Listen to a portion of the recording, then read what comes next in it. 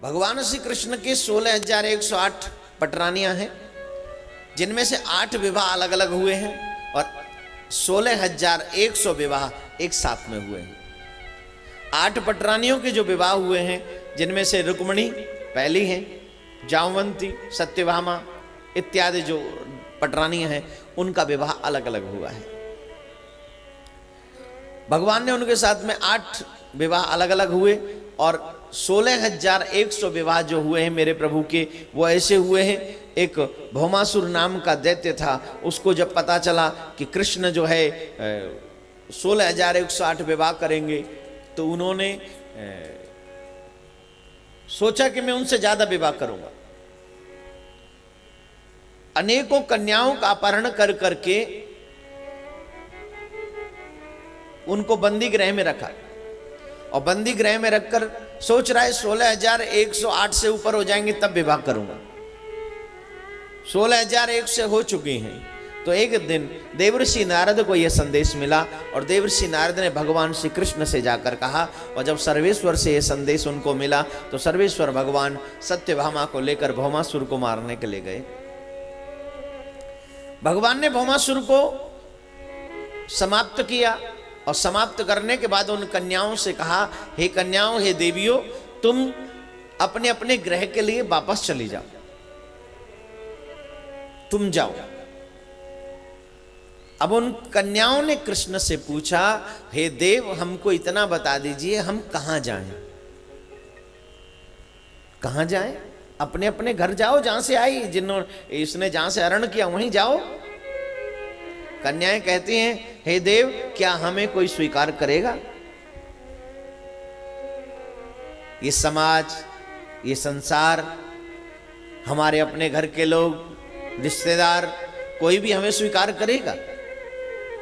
एक दिन के लिए जिसकी बेटी घर से बाहर चली जाती है बिना बताए या कुछ पता चलता है, तो उसकी कितनी हंसी समाज में होती है, आप सब जानते हैं। लोग क्या क्या बातें करते हैं, आप सब जानते हैं। लोग बातें बनाने को भगवान श्री कृष्ण से कह देते हैं, भगवान ने इतने सारी शादियां की। अरे वो भगवान है इसलिए की,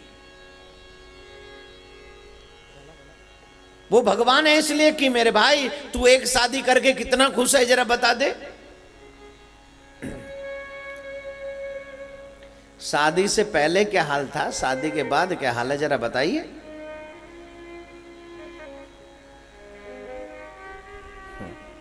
शादी से पहले क्या थे, शादी के बाद क्या हो गए, एक के मारे ये हाल है।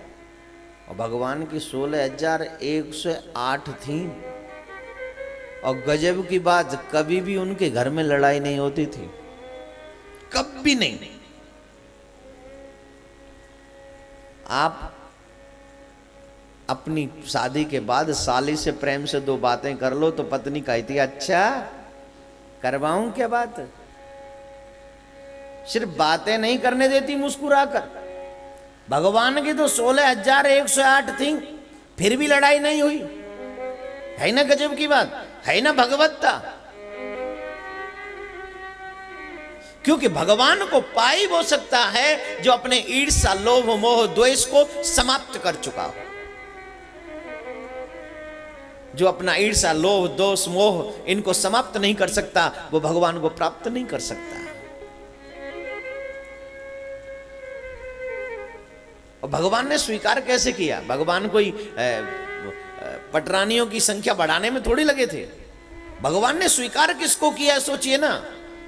जिसको दैत्य ने बंदी गृह में बंद बना रखा, बंदी बना रखा है, बंद कर रखा है, उनको हरण करके लाया है। अगर भगवान उनसे विवाह नहीं करते, उन कन्याओं को वापस समाज स्वीकार करता? आप बताइए, बोलिए, करता? घर वाले स्वीकार करते? राजाओं की बेटी थी वो, ऐसे वैसे की नहीं थी, फिर भी कोई स्वीकार नहीं करता। और एक बात याद रखना मेरे भाई, जिसको संसार स्वीकार नहीं करता उसे ही मेरा कन्हैया स्वीकार करता है, उसे ही कन्हैया स्वीकार करता है। अगर तुम चाहते हो कि तुमको मेरा कन्हैया स्वीकार करे, तो दुनिया तुम्हारी प्रशंसा करे न करे, स्तुति निंदा करे भले कोई, चाहे मेरी कोई स्तुति करे या कोई मेरी निंदा करे, इस बात पे कभी ध्यान मत देना। अगर ध्यान देना ही है तो सिर्फ इस बात पर देना मेरे भाई बहन कि मेरा कन्हैया मेरे बारे में क्या सोचता है, और किसी के बारे में कुछ मत सोचना। समाज दूषित हो जाता अगर कृष्ण इनको ठुकरा देते। अगर ये कृष्ण की शरण में नहीं आती तो कहीं अन्यत्र भटक जाती, अधर्म में चली जाती, गलत मार्ग को स्वीकार कर लेती। इसलिए अधर्म आगे न बढ़े, धर्म की रक्षा के लिए, अधर्म को रोकने के लिए भगवान श्री कृष्ण ने 16,100 कन्याओं के साथ एक साथ शादी करी है। बोलो कृष्णचंद्र भगवान की जय। जोर से बोलना पड़ेगा राधे राधे, और जोर से बोलना पड़ेगा राधे राधे। एक साथ शादी करी उनके साथ।